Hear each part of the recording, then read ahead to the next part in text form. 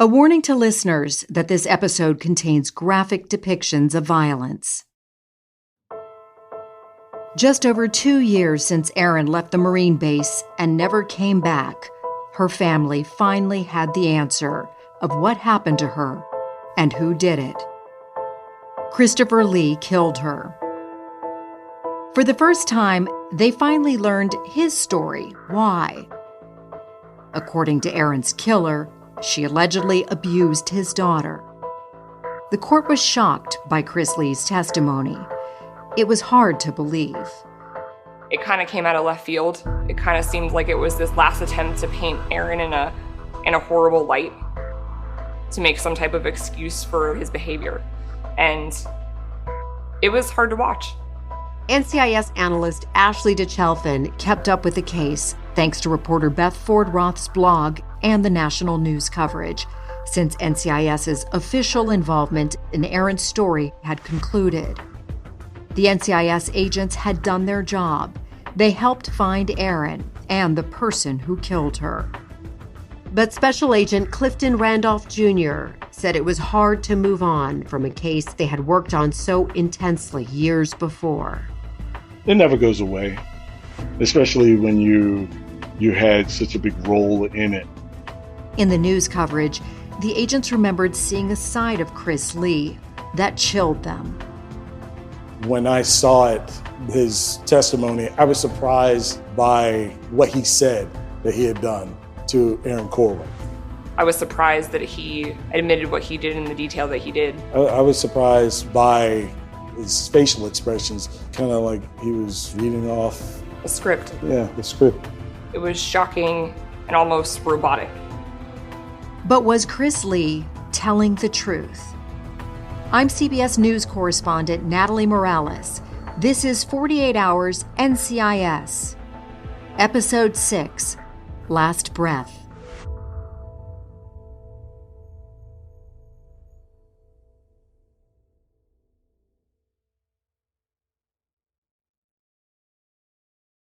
The air in the courtroom when he testified, I think initially, became very, very heavy. Prosecutor Sean Daugherty was seated at the prosecution's table, the one closest to the jury when Chris testified. You could feel the emotions in the courtroom. You could see it on the jurors' faces. Could have heard a pin drop, I think. Very quiet, very serious, very heavy. Yeah. Prosecutor Daugherty said the court was silent when Chris claimed that many months before he killed Erin, his wife Nicole was giving their daughter a bath when she noticed something wrong. And that Nicole said, I think that maybe she's been molested. And I think Erin did it. Reporter Beth Ford Roth sat in her usual seat in the courtroom, right behind Erin's mother, Lore. She had watched every second of the trial, making note of every piece of evidence. She didn't want to miss anything in her daily write-up for the blog. She knew the rest of Erin's family would be following along, and this part would be especially difficult for them to read. Up to this point, the court knew that Erin would sometimes babysit Chris and Nicole's daughter. So it might have seemed plausible to the jurors that something could have happened to the Lee's daughter, and that Erin could have done it. But the time came for Prosecutor Daugherty to cross-examine Chris, and Daugherty was prepared for something like this, Chris's last-ditch attempt to save himself. He spoke to Lore first to prepare her for this possibility. When Sean first told me, I was just like, there's just no way. Absolutely no way Erin would do anything like that. Sean had actually asked him if they'd noticed any difference in their daughter's behavior once this supposedly all started. And Chris answered, no, like, why in the world are you even asking me this, Chris had made the allegation. Now he had to prove it. Beth watched how quickly the claim dissolved under pressure. Did they call military police? No. Did they go to a pediatrician who would have been required to call the police? No. There was no evidence entered in by anyone to say there's evidence this child was molested. Special Agent Randolph said the NCIS never received a report about the Lee's daughter on the 29 Palms Marine Base. It was known protocol that anyone on base who has any sort of problem, any criminal matter, could and should report it to NCIS. There's at least one agent working 24 hours a day that can take any report of any wrongdoing, especially on a military installation, and we don't operate in secret. We interact with the commands and say, hey, we're here to assist. So that's why I was shocked. Being in that area, that was never reported to us. Clearly, if Erin actually abused the Lee's daughter, her parents didn't appear to take it very seriously. To say, well, we thought Erin did it like 6 months ago, but we kept letting her babysit and, I was still having a romantic relationship with her. No, we didn't tell anyone. We just sort of let it go. It didn't make any sense at all. But as for why this allegation came up now, that made perfect sense. Well, the reason to do this was to get the jury to vote for voluntary manslaughter. Voluntary manslaughter is the crime of killing another person in circumstances that do not amount to murder. For example, killing without premeditation. That's what the defense attorney in his closing arguments said, that this was not premeditated, very last minute. He didn't think about it at all until he was actually doing it. He didn't really know what he was doing, and it was brought in by this incredible love for his daughter and protection for his daughter. And therefore, he would not be guilty of first-degree murder, not even second-degree murder, but voluntary manslaughter. When Chris Lee was arrested, he was charged with first-degree murder, killing with a full intention to kill. It's the most serious type of murder and punished accordingly. In California, if you are convicted of first-degree murder, you face 25 years to life in state prison. If you are convicted of voluntary manslaughter, it's a much lesser punishment. You face a sentence of up to 11 years in state prison and a fine of up to $10,000. So if prison was unavoidable, Chris wanted to do as little time as possible. I argued during the trial that he wasn't confessing out of some sense of remorse or sadness or anything else. He couldn't care less about that, or Erin, for that matter. He was telling them that story in the hopes that someone would buy the heat of passion argument. And in order for anyone to believe the heat of passion argument, his child abuse allegation against Erin would have to be airtight. The jury would have to believe it to be true. It was horrifying because the only thing worse than a murderer is a child molester. And so Christopher Brandon Lee tried to make himself the second most terrible person in this story. And if Erin was the worst person, then he would have been justified for what he did. In the courtroom, Beth couldn't believe what she was hearing. My reaction was immediate emotion. I had to put my head down because I began to cry. This man not only broke this poor girl's heart, he murdered her, and now, to save his own skin, he was going to try and ruin her name and turn her into some sort of monster. It was so horrific. And I have a flash of looking at the jury, and the jury's face reflected that. It sounded like an absolute, complete, and total lie. There was no evidence Erin Corrin was molesting his daughter other than from him. His story was ridiculous. Even from the basic fact of a 19-year-old girl being out in the middle of the desert with someone she loves, and according to him, confessing to a horrible crime, just doesn't pass the smell test at all. In the very first row of the courtroom, Lore sat listening. She watched Chris Lee admit to killing her daughter. And then she had to watch him try to avoid responsibility in order to shave off a few years from a prison sentence. Chris was trying to cover all his bases, trying to do whatever he needed to do to make things less horrible for him. Prosecutor Daugherty had one more thread to pull that he hadn't already. According to Chris's testimony, he found out about Erin allegedly abusing his daughter from his wife, Nicole Lee.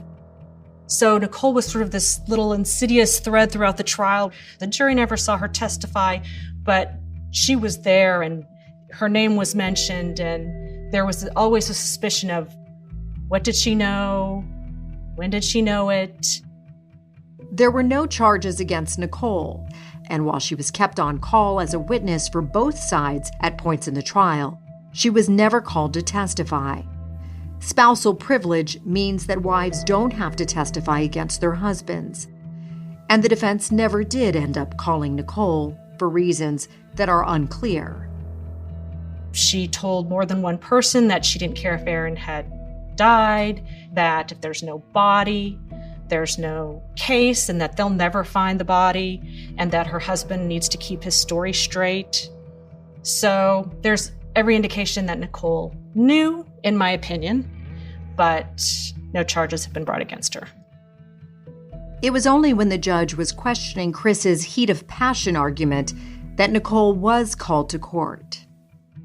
After Christopher Brennan Lee testified that Erin had abused his daughter, and that was the reason why he had killed her, the prosecutor asked that Nicole be brought into the courtroom.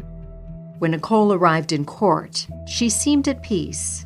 She had a big smile on her face. She was wearing her husband's dog tags. She was dressed, business suit, makeup, just everything was great. Nicole stood in the middle of the court in front of Prosecutor Daugherty and the judge. Daugherty said if Nicole's daughter really was put in danger, if Erin really was abusing her, he was prepared to call the child to the stand. As soon as the prosecutor said, you need to have your daughter available to be brought in as a witness, she started to shake and got very, very angry. I think she was absolutely shocked that the prosecutor sort of called their bluff and said, okay, if you're going to use your daughter as a tool to try and get your husband off of murdering his mistress, we're going to ask her questions. If she was really abused, that we should want to find out what happened to her. According to Beth, Nicole stormed out of the courtroom. Beth felt Nicole's emotional response wasn't out of concern for her daughter's well-being. It was almost like at that moment she realized that that lie wasn't going to work and that her husband was going to get convicted of murder. So if Erin was innocent, why would Chris kill her? To Prosecutor Daugherty, Chris's motive was clear. Chris Lee killed Erin Corwin because he didn't want the baggage of a child with another woman and the fact that she was going to be a part of his life for the rest of his life. Chris, when he was on the stand, was talking about the fact that he joined the Marines because he wanted to protect our country. And he had several deployments, but none of them involved him being in action. And he was very disappointed that he did not get to kill anybody. He actually said that. He said that. If that was painful for Lore to hear, the next bit was excruciating. A warning to listeners that what you're about to hear is graphic. I knew about the garrote before the trial. It was still around her neck. As Prosecutor Daugherty cross-examined Chris on the stand, he felt Chris's story and the way he told it made murdering Erin sound sort of sterile and one-dimensional. Daugherty needed to help the jury better visualize the crime. He had a strategy. He had prepared Lore for it, as he knew she would be watching in the courtroom. Sean warned me that he was going to have Chris demonstrate how he used the garrote, and I did not watch it. When I cross-examined Chris Lee and we reached the point where I was bringing out the dummy and the garrote. I believe my question was, show me how you did it. Show me how you killed her. Reporter Beth Ford Roth was seated near the front of the courtroom as usual, her eyes fixed on Chris. She watched as he stepped down from the stand. The prosecutor had sort of it looked like a giant rag doll, basically a human-sized doll. And he asked Christopher Lee to demonstrate on the doll how he used the garrote on Erin Corwin. I was absolutely shocked because he had no emotion about it. It was kind of like, oh, okay, yeah, I'll do that. Chris Lee faced the court, his back to the judge. Beth couldn't look away. We can see his face. The doll is in front of him. He puts the garrote around the doll's neck. And then when he twists it, he turns around. And the doll went up. It flew up in the air. Beth heard a gasp. The demonstration was violent. But Chris didn't seem aware of this. He continued. When he twisted it, he wasn't facing her anymore. She was back to back with him. He didn't have to look at her when he was doing this. The people in court didn't have to imagine Erin's shock or how her body responded. Because she was so tiny, her feet would have flown up in the air. And they never did find her shoes when she was down there. They must have flown off her feet.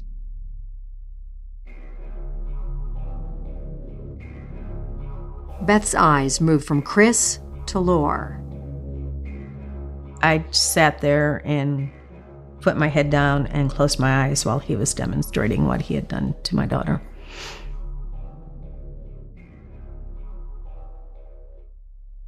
And then the prosecutor timed what happened, just so that the jury could see how many moments, how many seconds, how many minutes he had to change his mind and stop doing what he was doing to save Erin's life. Earlier in the trial, the medical examiner had testified that it would have taken 20 seconds for Erin to black out, which means that for 20 seconds, she experienced pure conscious panic. And so the prosecutor timed out 20 seconds of what she must have experienced. And I would ask him every 20 seconds or so, could have stopped, you could have stopped, you could have stopped.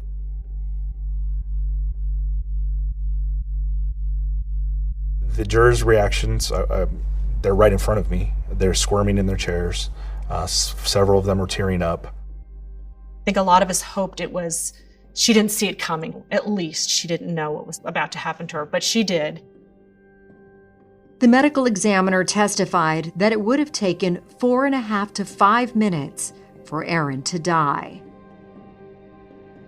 Chris stood with the dummy hanging over his shoulder, its legs kicked out and limp. He held the garrote taut until he was told to stop. It was dead silent, and I got the point across. I stopped. They get it. It was so brutal to know that he just stayed there after she was no longer conscious and held her like that for 4 minutes to make sure she was dead. The demonstration proved that Erin's death was no accident, regardless of whether it was voluntary manslaughter or first-degree murder. What I was showing to the jury is he had plenty of time to think about life, letting someone live, or think about killing them. And once you've had that opportunity, that's premeditation deliberation when you choose death. And that's certainly what he did, and he could have stopped, which even further shows premeditation deliberation. In the desert, with the garrote still around Erin's neck, Chris had to get rid of her body. The prosecutor asked how Erin ended up in the mine, and he said, I dragged her with the garrote, and she went down headfirst into the mine. He didn't initially want to answer, and eventually he admitted that's the way he did it. It was important for the jurors to hear that. It was important for everyone to hear that he did. He threw down like a piece of garbage. Laura kept her head down during the demonstration, but she knew she would never forget it. One thing that does kind of haunt me is what was going through her brain. What was she thinking when he was choking her? She was with somebody that she thought loved her, somebody she felt she could trust. And my only saving grace is I choose to believe that she was unconscious very quick, that she didn't have much time to think about it.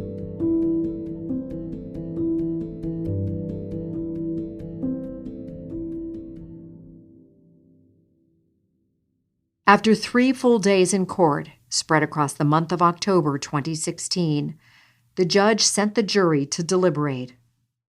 The day the jury went out, I was so totally drained that I literally was tripping just walking.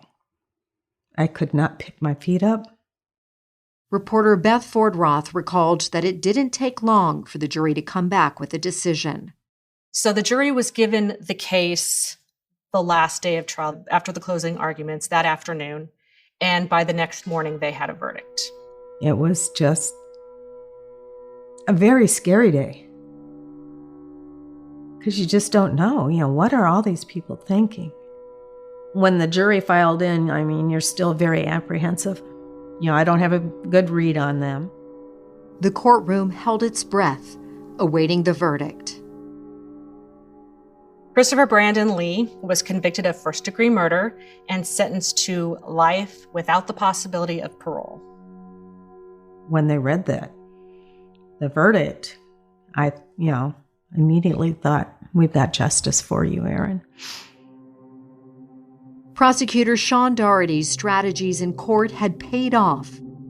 The special circumstance allegation in the case was lying in wait, and that is he essentially waited and watched for an opportunity to act, to kill, with the intent to kill. All the evidence in this case pointed that that's exactly what he did.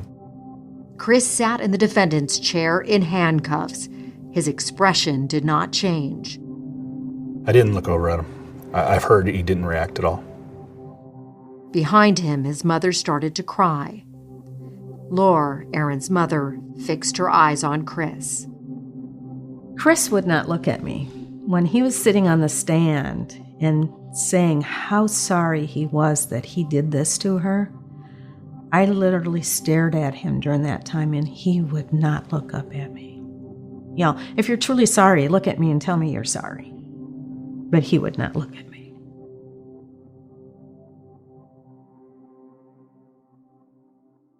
Chris was led away in handcuffs. The judge returned to his chambers, and the rest of the room filed out. After 4 long days in court and 2 years since Erin's murder, perhaps the community could finally start healing. But there would be no peace for Laura, not yet. Chris wasn't done fighting. He filed an appeal on November 29th, 2016, the day of the sentencing hearing.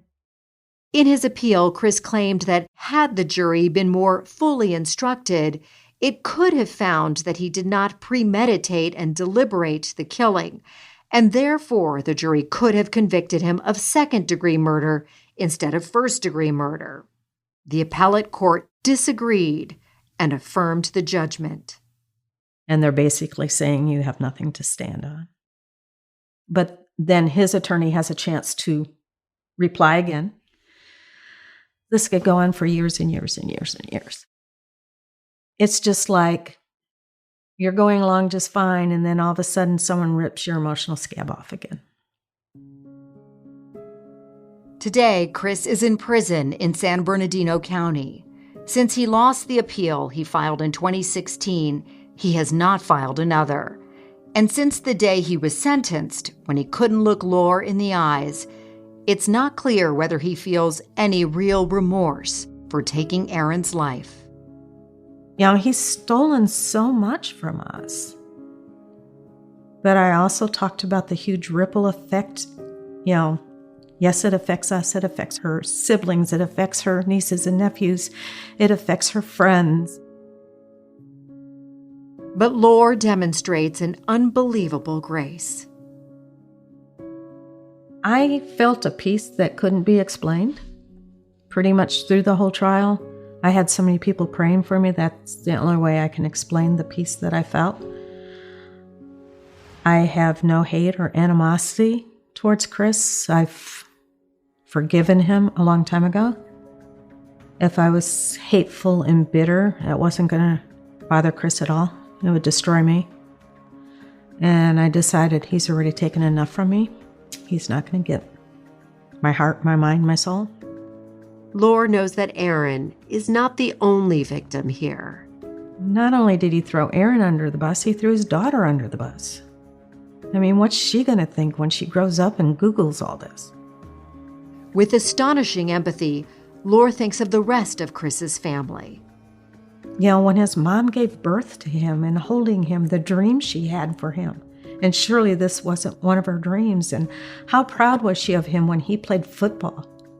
And how proud was she of him when he joined the Marines? And how excited was she when he was getting discharged and coming home? Not only did he destroy our family, he destroyed his families too.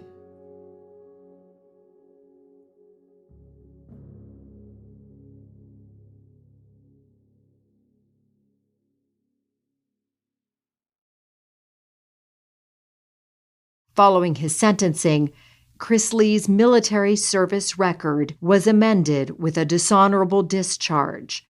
Beth Ford Roth, with her reporting background on military family life, says this is a huge deal. So you're never supposed to say that someone is an ex-Marine. He's an ex-Marine. After he was honorably discharged, he was dishonorably discharged. With dishonorable discharge status, the U.S. government does not legally consider Chris Lee a veteran, and therefore he cannot receive veteran benefits. It is an indelible mark on his service, permanent for the rest of his life. And while this doesn't have a serious effect on Chris serving a life sentence, it means his family isn't eligible for benefits either. But as far as we can tell, Nicole is still married to Chris. We couldn't find any divorce records. Her latest address is listed as Chris's mom's house in Alaska. At the White Rock Horse Rescue, where Erin and the Lee family first came together, Isabel Megley has reminders of Erin everywhere. I had her horse. Her horse just passed away. Every time I saw that horse, I thought of her. Erin's murder changed how Isabel runs the horse rescue. I learned that anything can happen. The friendship I had with a volunteer is now different. I don't trust. I can't believe what they say. And it has changed me to be a little harder, but for the best, because it can happen. And you can see in this instant, good went to bad in a minute. Beth maintains that it was a formative court case for her to cover as a journalist. She thinks of Erin often. But there's this feeling of, oh my gosh, it all could have stopped at age 19. And it could have been me.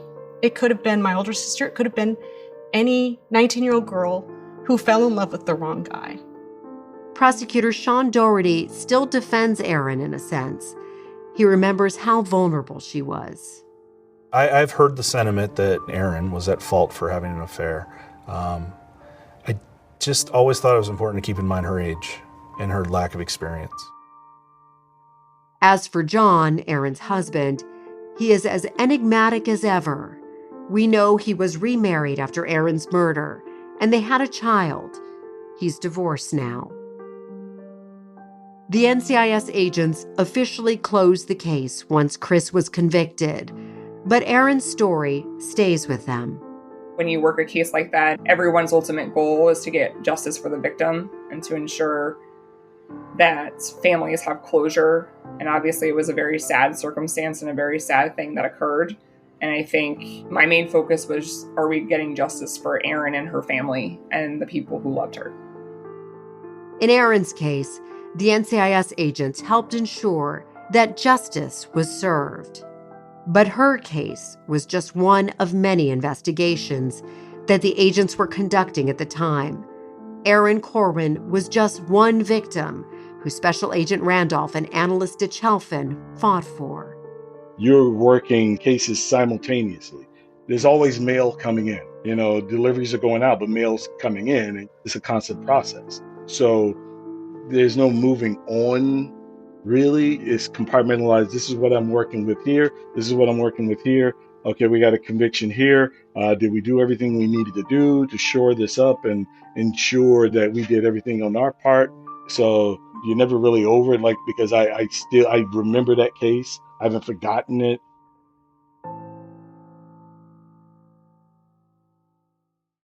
We are at the mine shaft where Erin's body was found. In March 2018, almost 4 years after Erin's murder, Lore visits the place for the first time where her daughter took her last breaths. She goes with 48 Hours producer Paul LaRosa. I wanted the opportunity to be able to come up here to have like a memorial service for her, like you see the flowers on the side of the road when someone has passed away. I wanted to remember the last place where my daughter was alive. In the desert, Lore stands at the opening of the mine shaft. Wind blows against the sands. It's hard to imagine how desolate it is here. Pictures don't do it justice. It's very desolate, very vast, but beauty, just a different kind of beauty. Lore bows her head. Erin Renee, our sweet, precious daughter, sister, aunt, friend.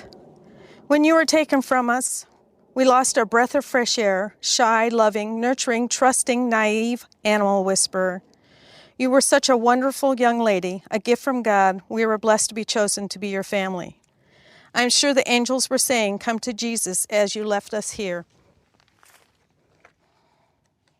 My Erin-sized hole in my heart is a little bit deeper right now. To know that this was where her life was taken from her. To know that she had dreams that were stolen from her. Memories that were taken from us in this spot. Times that we could have spent together. Do you feel Erin here? No, Erin's not here. Erin's in heaven.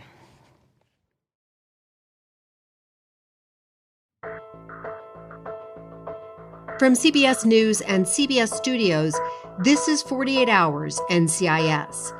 Original reporting by 48 Hours producer Paul LaRosa. Anthony Batson is the senior producer for 48 Hours. Jamie Benson is the senior producer for Paramount Audio. Special thanks to 48 Hours executive producer Judy Tygard, CBS Studios senior vice president Rob Luchow, and Paramount Audio vice president Megan Marcus. Our podcast was written and produced by Jay Venables, Isabel Kirby McGowan, Kara Schillen, Max Johnston, Megan Nadolski, and Ian Enright. Additional reporting and recording by Isabel Kirby McGowan, Jay Venables, and Megan Nadolski. Our executive producers are Megan Nadolski and Ian Enright.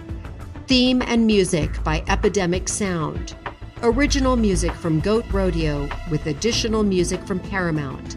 Final mix by Rebecca Seidel. Ian Enright is our fact checker. Our production manager is Megan Nadolski. I'm Natalie Morales. If you're enjoying this show, be sure to give it a rating and review. It helps more people find it and hear our reporting. If you liked 48 Hours NCIS, check out the rest of our 48 Hours podcasts by searching 48 Hours on your favorite podcast app. Thanks for listening.